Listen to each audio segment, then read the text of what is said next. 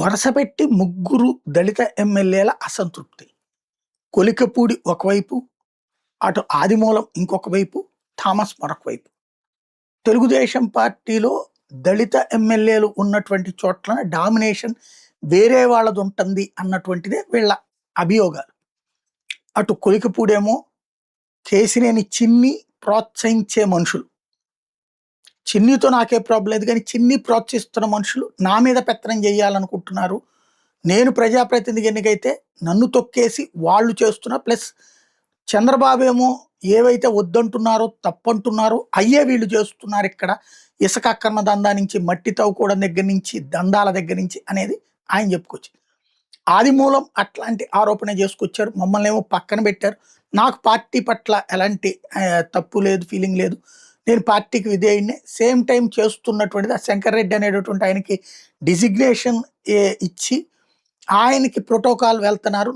నా ప్రోటోకాల్ పట్టించుకోవడం, ఎమ్మెల్యే అయిన నన్ను వదిలేసి కేవలం ఒక నామినేటెడ్ పదవి ఉన్నటువంటి వ్యక్తికి ప్రోటోకాల్ ఇస్తూ మమ్మల్ని తొక్కేస్తున్నారు వాళ్ళ అబ్బాయి. ఇక్కడ ఈయన అభియోగం ఇది.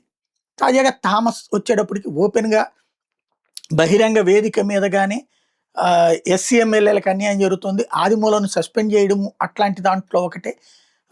సేమ్ టైం పెత్తందారుల పాత్రలు పోషిస్తున్న వాళ్ళు కొంతమందిని ఎంకరేజ్ చేస్తున్నది పార్టీ అన్నటువంటి ఓపెన్ అభియోగం. దాంతోపాటుగా ర్యాంకింగ్స్లో రిజర్వేషన్ల పాయింట్ రైజ్ చేసుకొచ్చారు. ఇక్కడ ర్యాంకింగ్ ఇచ్చేటటువంటి వాళ్ళు డబ్బులు ఇస్తే ర్యాంకింగ్లు ఇచ్చే పరిస్థితిలో ఉన్నారు. 5 లక్షలు ఇవ్వట్లేదు కాబట్టి నన్ను లాస్ట్లో చూపెడుతున్నారు అన్నటువంటి సీరియస్ ఆరోపణ చేయడం అన్నటువంటిది సంచలనం సృష్టించేది.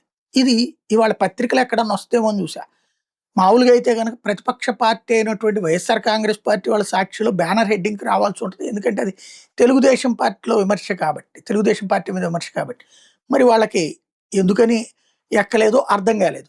మర్చిపోయారా లేకపోతే రాజకీయం పత్రిక, అది రాజకీయ పత్రిక వాస్తవంగా చెప్పాలంటే అదేమైందో తెలియదు. ఇటు ఈనాడు జ్యోతి చూసేటప్పటికి అసలు ఎక్కడుందో పోనీ అక్కడ సిట్యుయేషన్స్లో ఏమన్నా రాశారేమో అర్థం కావట్లేదు. సరే, మీడియాని మేనేజ్ చేయగలం కానీ అంతర్మదనం అవసరం పార్టీ.